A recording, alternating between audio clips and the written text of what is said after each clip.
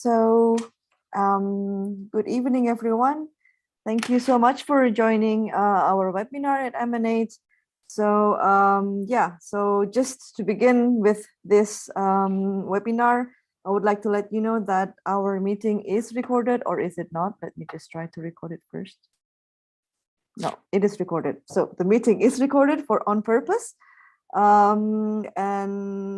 So this evening we have a pleasure to have Ina, Siddharth, and Novita to share with us about their experience living in the Netherlands. But before we go ahead to their presentations and to their sharing session, I would just like to talk a bit about Emanate. So you can just basically type this emanate.eu and you can have an overview on you can just go to our website. But as an overview, basically Emanate was created in February 2017. It was based on the alumni of PM3E and ME3, where we actually wanted to exchange our knowledge, experience, and and eventually we want to help also students to get ready to their for their professional life after the master programs, wherever they are. So we have conducted several webinars in the past, covering technologies, and also about networking, about CV and all. And now we are going to share about experience and working and living in different countries. So we will start today with, we had started a long time ago with Paris, and now we will go ahead with the Netherlands. So to begin with, I would like to remind you to mute your microphone whenever you, mute your microphone. Feel free to show your face. I think if it's for you to show your face, I think it makes the webinar more interactive. And all the questions are going to be put at the end. So you can either write it on the chat, and if I don't read the chat, please shout. But you can also raise your hand so you can ask the questions verbally. So it is my first experience running the webinar through Zoom. So any glitch, I would like to apologize in advance. So yeah, I would like to thank you again, Ina, Novita, and Siddharth, for making the time to be here and for willing to share with us really the, I would say very precious experience, dealing with administrations and all the things in a new country. I think that would be really helpful for us to learn, and if we actually consider Netherlands as a future country or not. So I'm gonna stop my share screen, and I would like to give you the floor, Ina, Novita, and Siddharth, to introduce yourself. The floor is yours now. Good evening, everyone. So let's start with our presentation. I hope you can see my screen. Yes, we can see your screen. So today's team will be us two, me, Siddharth, and Novita. Us two will be moderator, and we will be three speakers. And let me introduce myself first. So my name is Ina Stepchuk. Now I'm working in TU Delft as a PhD student on the carbonization of industrial clusters. I have finished ME3 program in 2019. I have done several years of working experience in different projects, and I moved to Netherlands in 2020. So I think in total, now it's 1.5 years I'm here. So I will be happy to share my experience. And Siddharth, can you please represent yourself? Introduce yourself. Yeah, sure. Thanks, Ina. Hello, everyone. So my name is Siddharth. I come from India originally. And then, moving to do the ME3 Masters, I worked for some time in the automotive industry, and then I just wanted to switch fields. So I did the ME3. I graduated in 2017, and following the Spain, France, and Sweden track. And as part of my master thesis, I did like a 6-month internship at TNO, which is an applied research institute in the Netherlands, kind of like the equivalent of Fraunhofer in Germany. And I did my thesis in the domain of offshore wind. And like basically after my internship, I continued to work in the same company. So I moved here in 2017 in the Netherlands, and yeah, it's been 4 years for me so far. Thank you a lot. And Navita, can you please introduce yourself?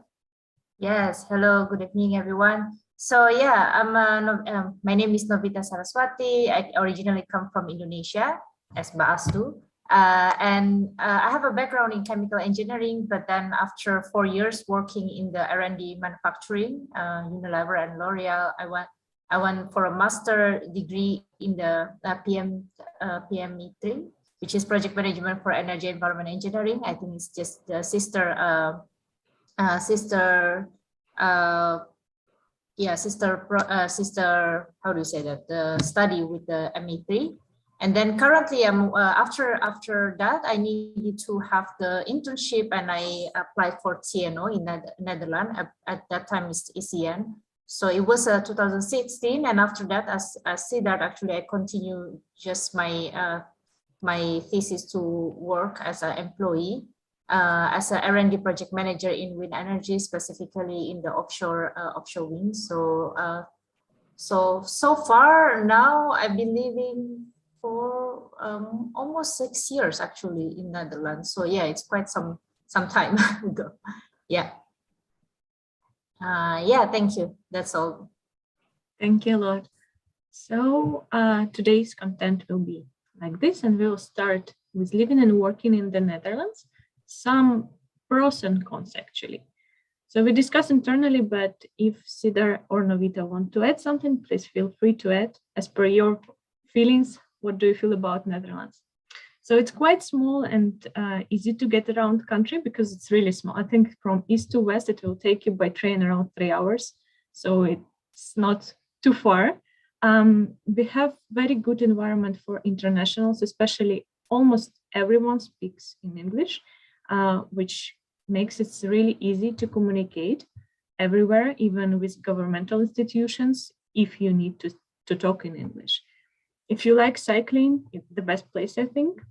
And also they try to maintain work-life balance, which is quite important for Dutch people. So you will not overwork mostly. It depends, I think, on the work as well, type of work, but mostly they try to maintain it like this. But yeah, there are some cons as well, especially weather. So today it's quite windy, at least at my place.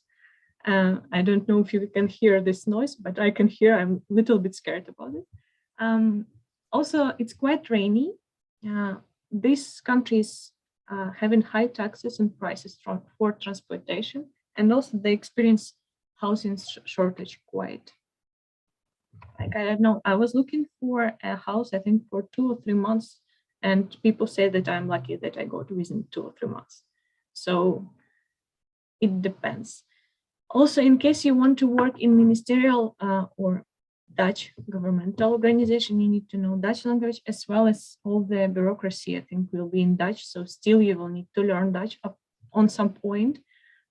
Dutch people are quite direct and to the point. So they will not just put some mask on your face. They will really tell you directly what they feel about what you're doing. And lunch is quite often a very quick snack, which is like, for me, not a good option. I prefer like for 1 hour sit and eat nicely. Regarding types of work permit, let's jump into this. So the main website which I would like to share with you, it's Immigration and Naturalization Service by Ministry of Justice and Security, where you will be able to find everything. This website both in Netherlands and in English. So I think there is no issue if you will go by yourself and search and you will find everything. However, we will highlight some types of residence permit for you, which might be interesting.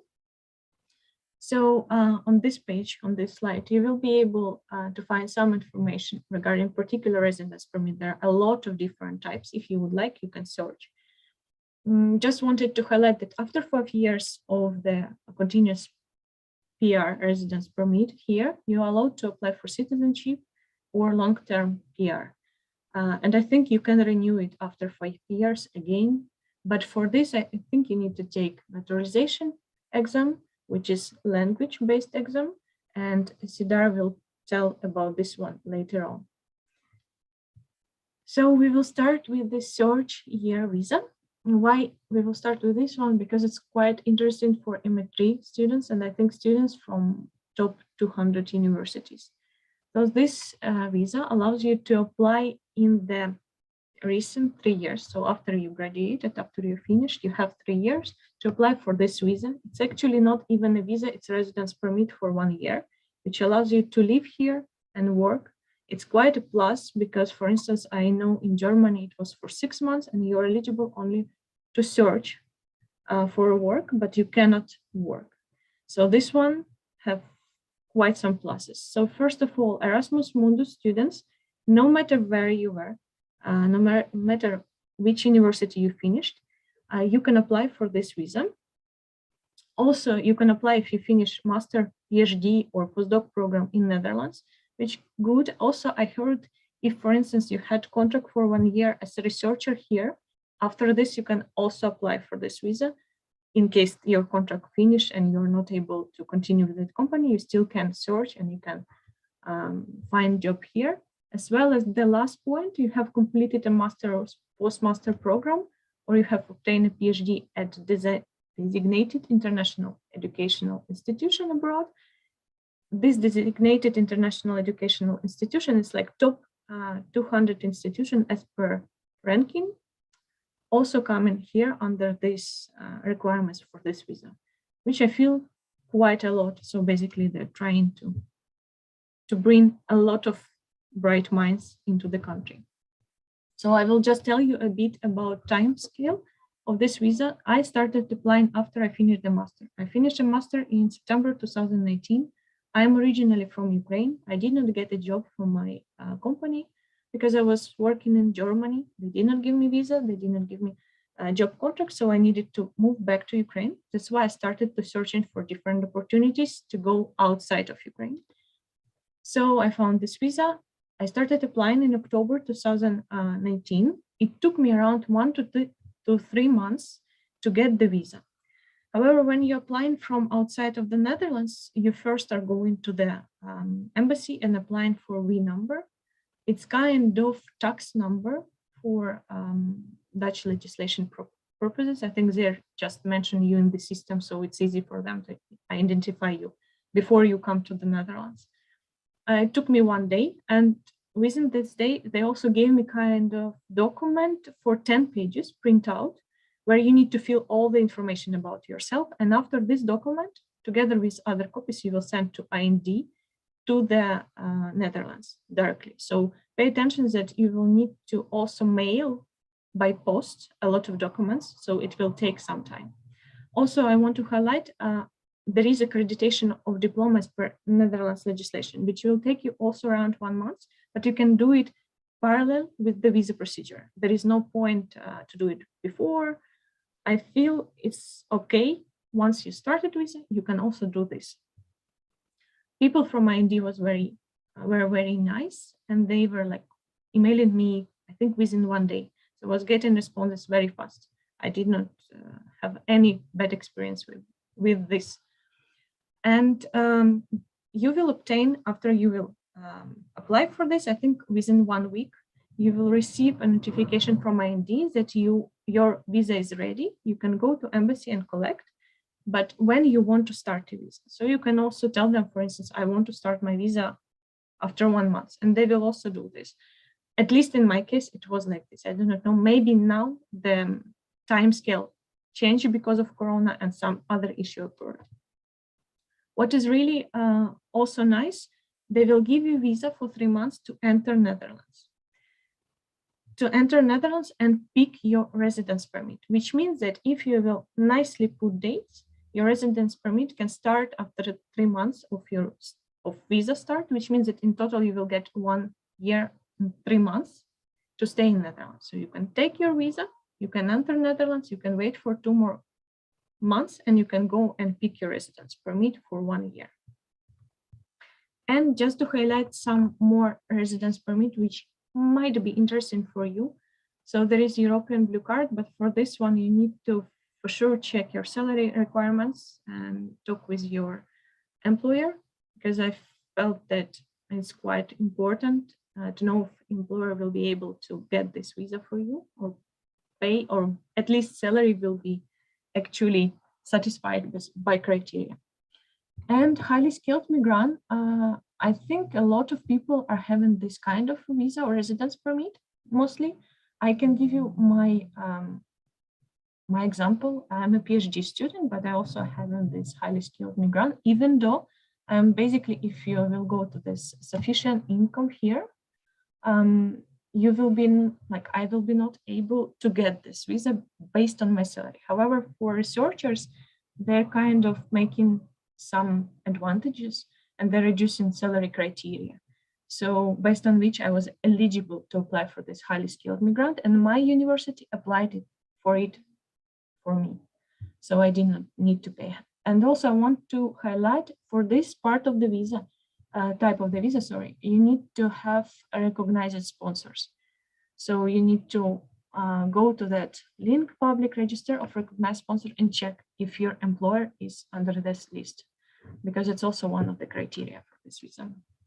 There are also 2 more visas, a short-term mobility for researchers in case you want to come to the Netherlands as a researcher for 180 days. You can apply for this one, but you need to have, I think, contract or like kind of agreement between two universities. And startup visa, before I was coming to Netherlands, I was working for one company in Amsterdam. It was a small company, startup, and they wanted me to come as self-employed person. So I was checking this visa as well, but it's quite expensive to pay by yourself. So if company not willing to pay, I do not know if it's an option for you. And also pay attention to the fact that you need to declare taxes by yourself. And the system in Netherlands, all in Dutch, so it can be an issue, or you need to hire someone, or you need to ask help, because within the first year, I think it will be quite a problematic to read a lot of stuff in Dutch. And some benefits for international. There is one quite good one. It's 30% tax ruling, which means that they basically try to somehow encourage you to come also to their country from the abroad.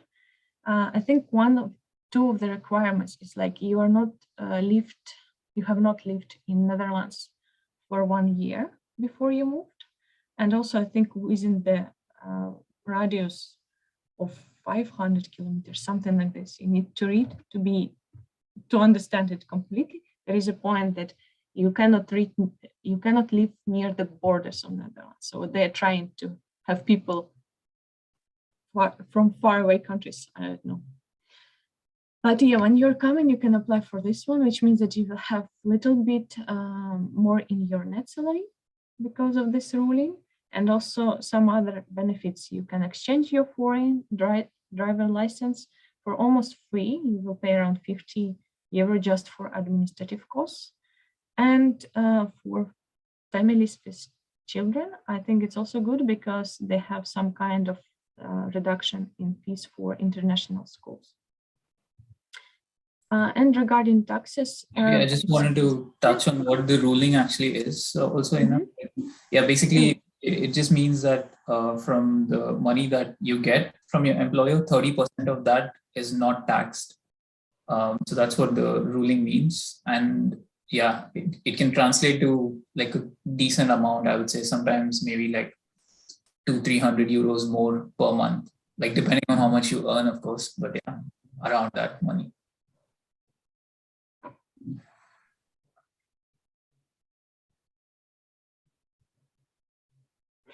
And regarding taxes in Netherlands, they have quite high rate, I think around 40%, but it again depends on the salary, and you can check everything within links here. I think it is not a problem if you're coming for the employer here, so HR will do everything for you, except of the tax return, but like you will do it once a year by yourself, and I think it's not a problem, not a huge problem. And everything else HR will do for you. But if you're self-employed, it might be an issue. You need to read literature to understand how it's going on here. And now Sidar will explain about learning Dutch. Yeah, I just also wanted to mention another point on 30% ruling. So now the maximum time period for which you get that benefit is only 5 years from the time you start.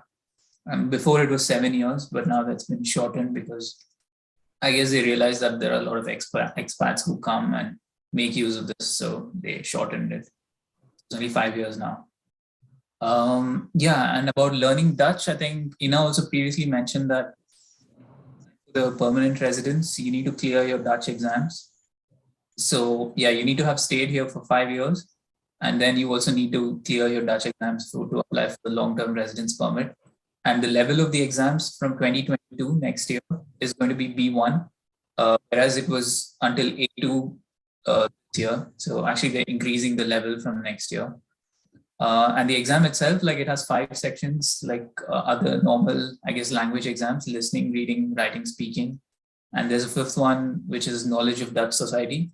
And I guess out of all these, the speaking one was the one that was a bit more challenging for most people, including me. But I also think that with some decent effort, at least for the A2 level, I would say less than 6 months. And now because it's B1, sort of 6 to 12 months of learning Dutch, all the exams should be possible to clear. And yeah, I would recommend to join like Dutch classes, one of the links below maybe, and also practice online with videos and stuff. And there's also a lot of practice exams and so on. So yeah, once you're getting close to like 5 years of staying here, and if you want to apply for the permanent residence or the citizenship, then you can start thinking about this. So yeah. Thank you.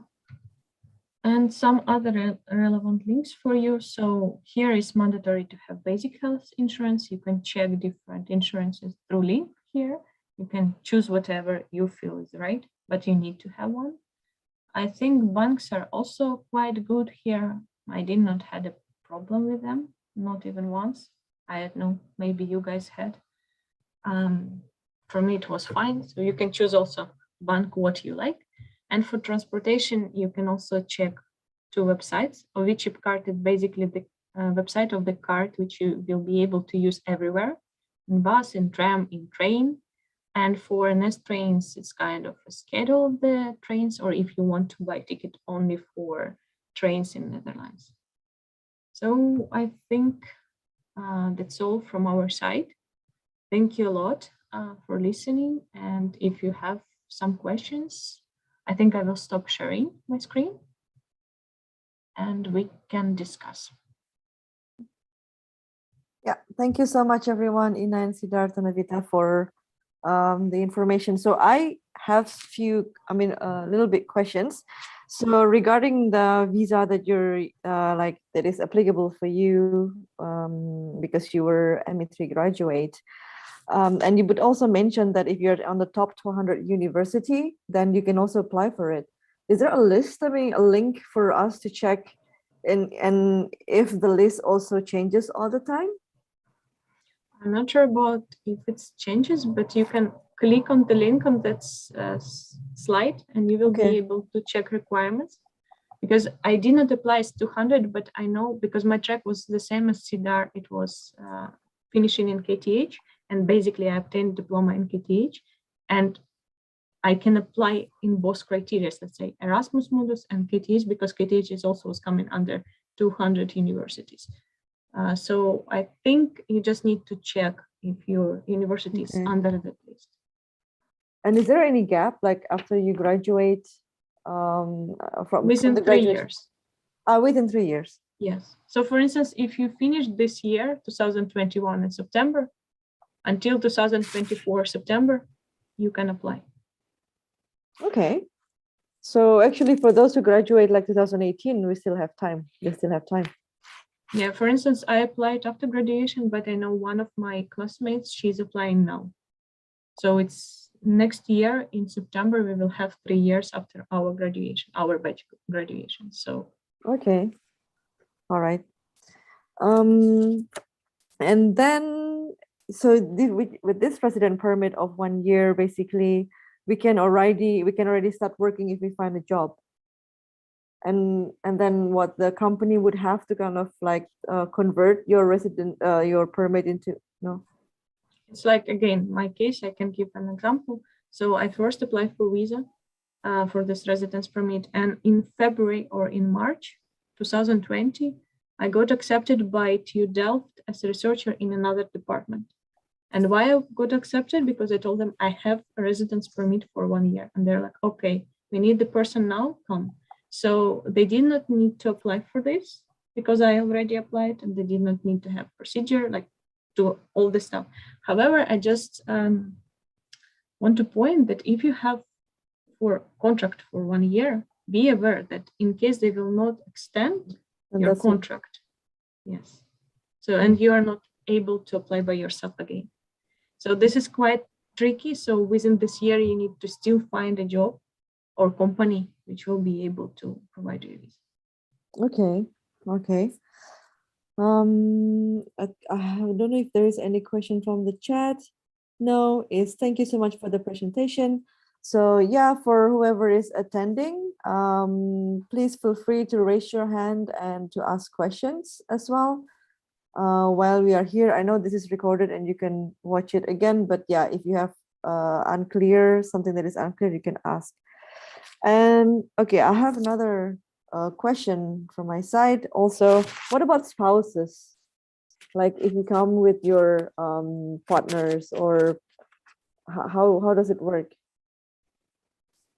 I think maybe I can answer that. I'm not the house, but I think we have a colleague actually who's having the visa for the spouses. So that's actually possible. And then I think in the beginning, I didn't put it here, but I think there is a rule about that. I think in the beginning, they would for sure, you need to prove that the spouse who's working in Netherlands has decent amount of sufficient salary to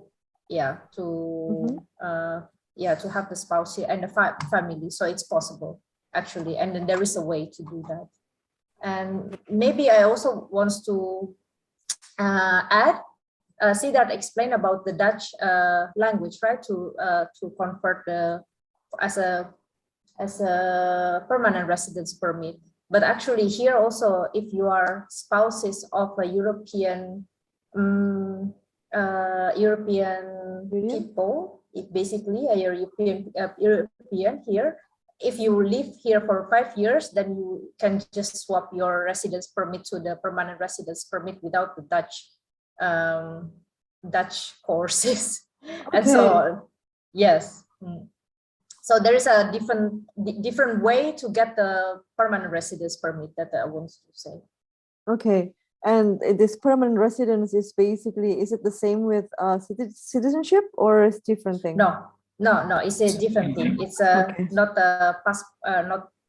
changing passport. It's but just it's a permanent residence permit after you stay more than 5 years consecutively. Okay. Yeah, but then you don't need anything else after the permanent residence to get the citizenship. So I think you can apply immediately after citizenship and the passport if you need. Okay, but there is the benefit of citizenship is what then is right to vote, I guess, for I think that's right to vote. Between the permanent residence and the citizenship, I think it's just the right to vote, and you get a better passport, I guess, at the end. Yeah, probably. But for a lot of us, Okay, cool. So there is a hand being raised from Gibran Rueda. Yeah. Hello. Yes, go ahead. Hello, everyone. I wanted to ask the three of you, how much Dutch did you spoke before either your internship or your work? Like, if it was kind of necessary at first, or you just arrived without knowing anything and that was it, and that was what you needed? And also, if you had some kind of rejection or barrier to getting into some programs because of it, or you just went into your first choice? I can answer. Maybe you want to answer first? Yeah, I can answer first. Been living here for 6 years already. I don't speak Dutch. I mean, like maybe A1 level, like or something like that. So I work in English. I work in English with Siddharth also. I think it could be a barrier if you want to, especially if you want to progress in the different, less international companies. I work in quite international company, even though I need to sometimes meet government and so on. Everyone speaks English. Could be also in the meeting you will need Dutch, but they would easily switch to English. Sometimes you feel bad because you are the only one in the room who doesn't speak Dutch, but you move on and then you just run the meeting. So it could be a barrier, I think, if you want to move in the different, like at least less international companies that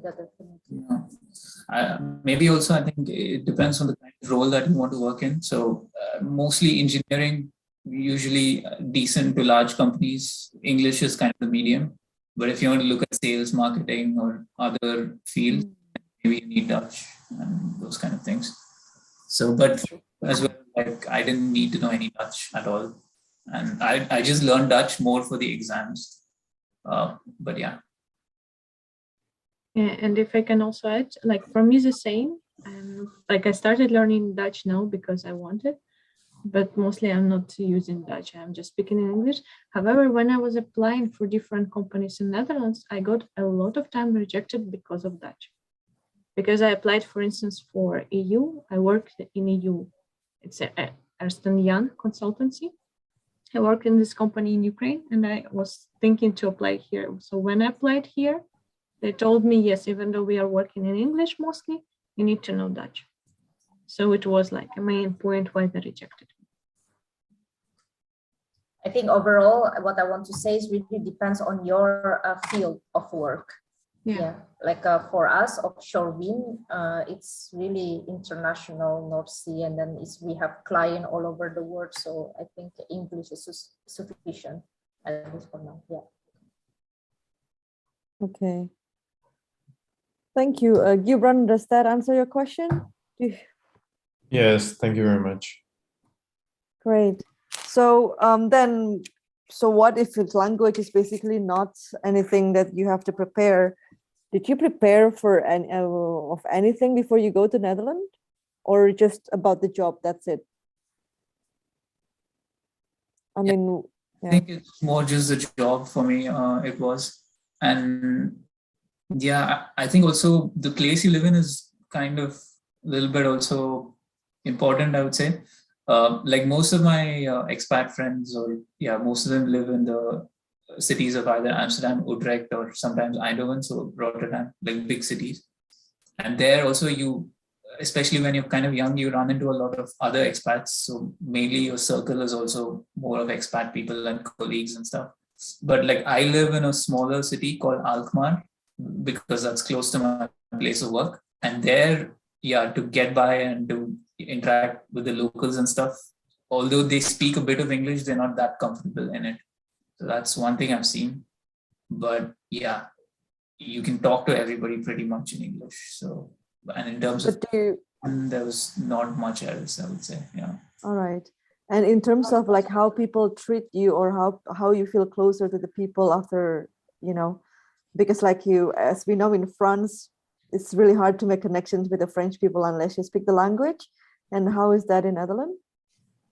I can answer that, I think, because now we have a house here in Netherlands, and at least for me, the neighbors are all Dutch, and they're very nice. And they speak Dutch in between them, but then if they're with us, then they will speak English, I think willingly, hopefully, but then they seem happy to speak with us in English. So okay. I think it's easier at least to integrate compare when I was in France, at least. Right, yes. That's my perception. Okay. Okay, so I think it's quite a society that, accepts people quite easily, regardless of the language barrier. That's a good news. And I would like probably to move on to the health insurance question. So what's the highlight, like health insurance? So I'm asking this because, for example, in Switzerland, it's kind of like one of the biggest expenses when you come to the country, and I did not know about that. So when they give you the salary, gross salary, then it's quite misleading, because then you come and a lot of money actually goes to health insurance. What about health insurance in Yeah, I mean, I think at least from my experience, it's not something that's very striking in terms of the expenses. It's not that high, I would say, especially the lowest plans. Yeah, so the basic one without anything else like dental coverage or physiotherapy and stuff like that, you can also get it to like maybe 100 euros a month, I guess, if I'm not wrong. Okay. Yeah, like the slightly more expensive ones with physiotherapy and stuff or dental would be a bit more.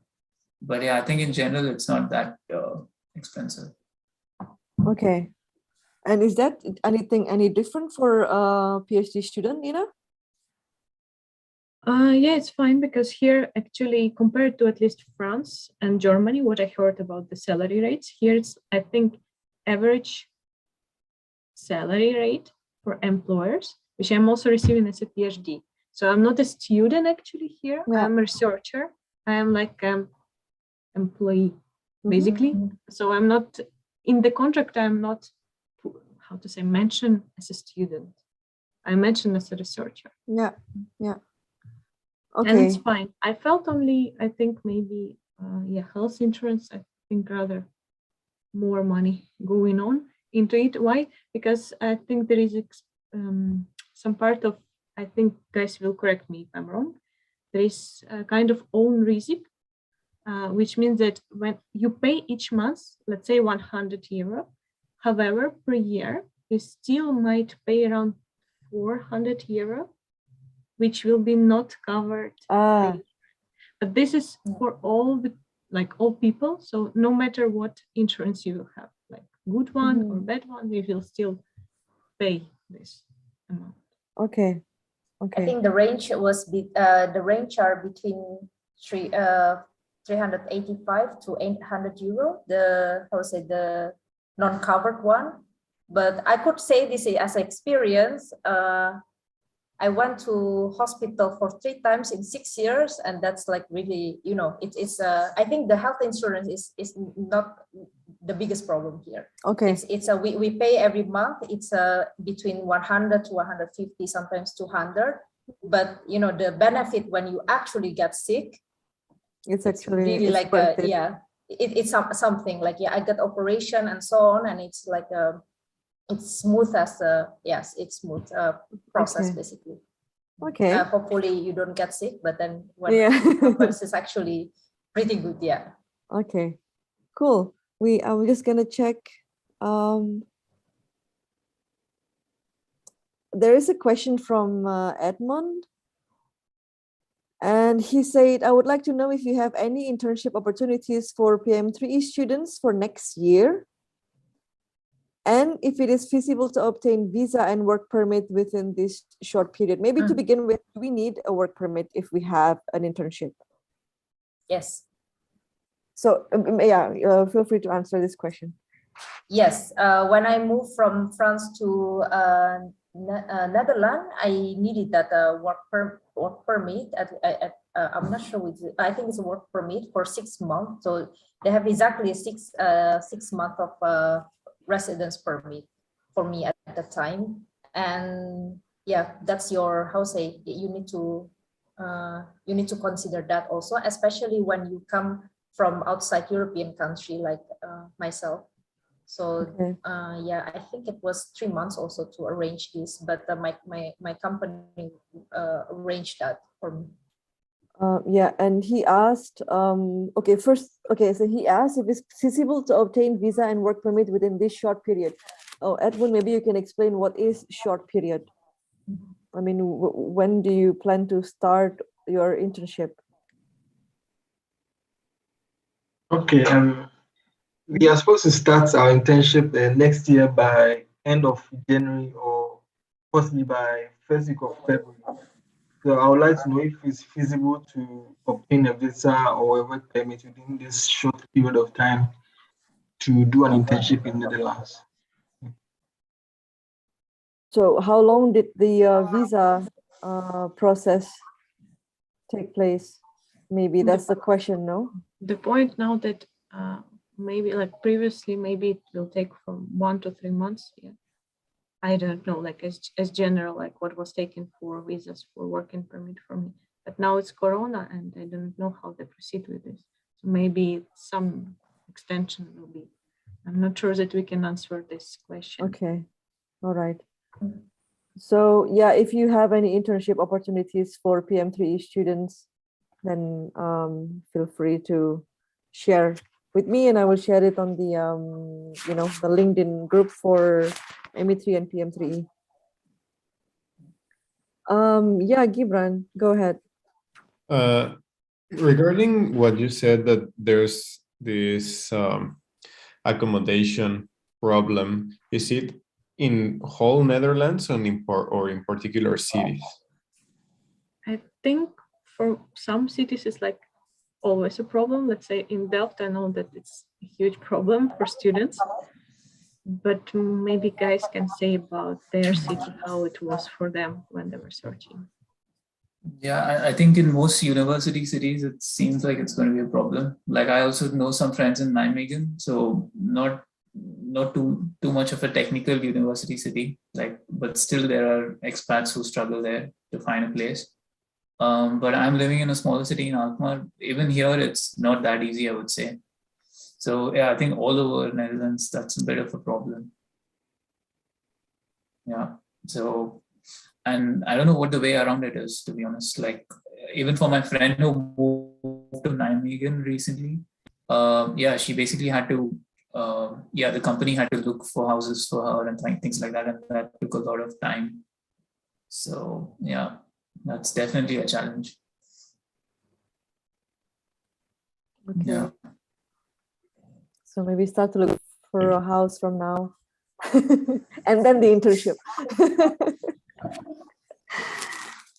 Yeah, so maybe I would like to have the last point that I have on my notes is, what about the pension system? Like maybe it's a bit early to talk about pension system for someone who's looking for internship, but I think it's quite an interesting quite an interesting topic as well, to understand how the pension system work. Do you know? Do you have any idea?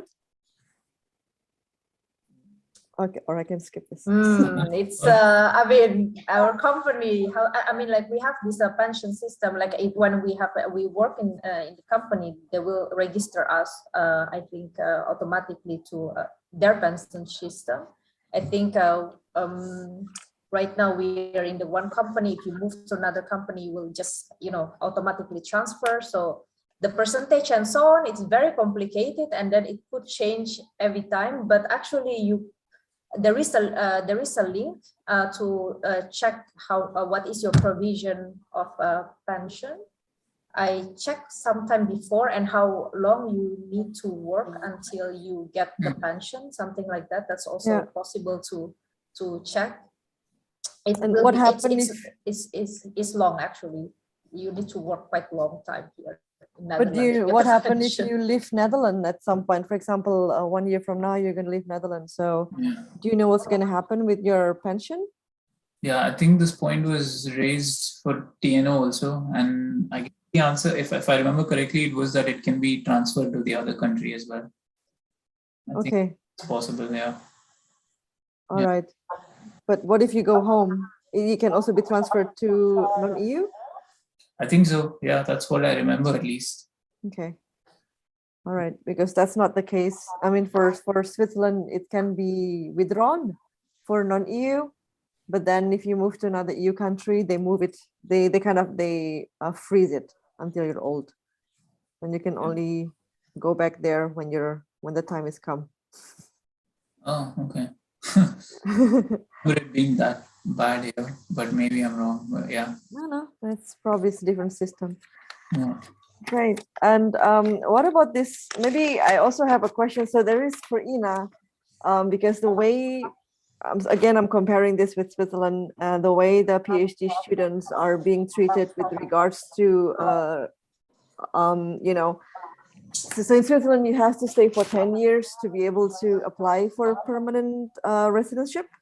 So that's quite long. But then, for example, the period where you are a student do not count.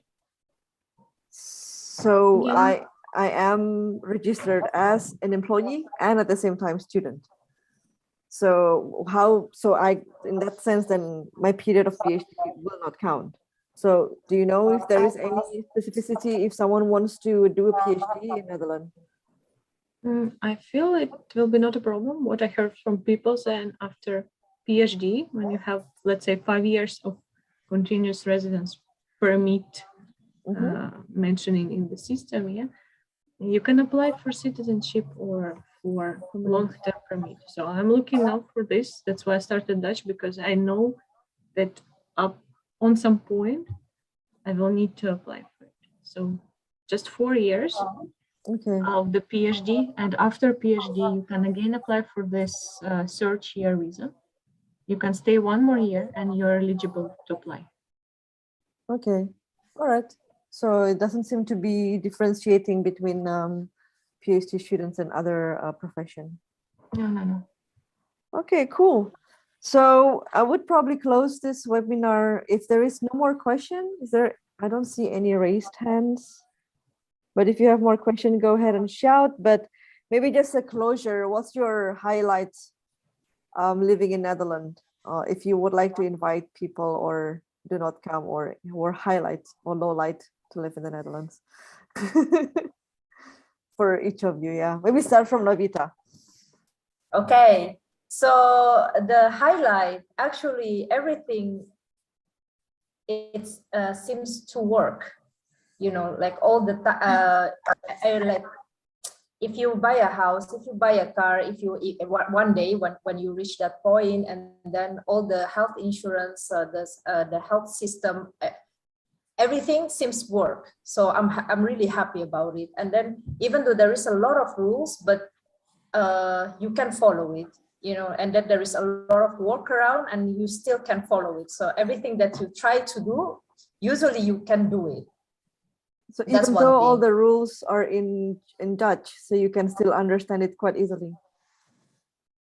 I think a lot of website also has English translation, so that's no problem. So that's the highlight.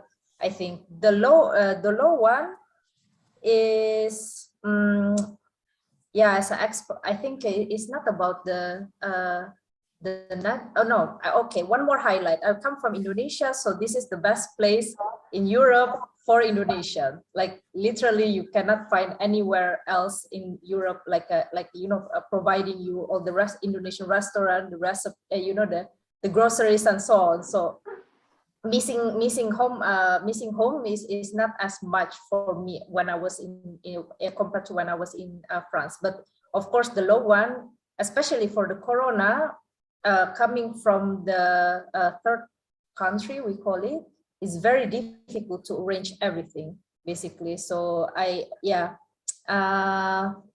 it's difficult to see, to go back home, to come to take your parents here. There's a lot of rules about the entry permit and so on. But then I think, this is a special time. So it's been 3 years. I haven't gone back home, so it's quite some time. I think maybe also everyone here feel it the same way.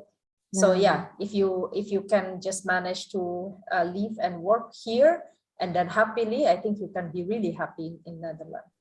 Okay. I would just add one more highlight to that. I think it's basically, if you live in these big cities, Amsterdam, Utrecht, and these kind of things, it's very easy to find like young people, I would say. There's a lot of meetups and these kind of things that happen. And and a lot of expats. And I used to go for like pub quizzes and things like that, like when it was possible to do. And so a lot of these events keep happening all the time. So that was nice. So that's the thing I would add to what Novita said. But in terms of the drawbacks, I would only say over the last couple of years, but that has nothing to do with maybe Netherlands, more to do with COVID and stuff. So True. Yeah. Okay. Ina, will let you have the final say. And maybe I can add, as for me, I really like nature here. I like how they maintain the nature here, how it's really beautiful country. You relax a lot. If you are going for walking or you're going for cycling, you will really enjoy it. So that, especially when it's not rainy or windy, yes, you're enjoying. When it's sunny, but yeah, I like it a lot. And I think I just will agree with Sidar and Novita regarding all the pros and cons about this country. Okay. So I think the low light is only rain. That's what I got. Well, thank you so much for making the time. I think it has been a very informative session. And yeah, if maybe I would like to ask if you would be available if anyone would like to reach to you through LinkedIn or not for further questions. Sure. No Sure. problem. Cool. So I'm gonna share your LinkedIn profile as well on Emanate website. So thank you so much for the time, and I think I'm gonna close the session then. And have a good evening, everyone. Thank you. Bye. Bye. Bye-bye.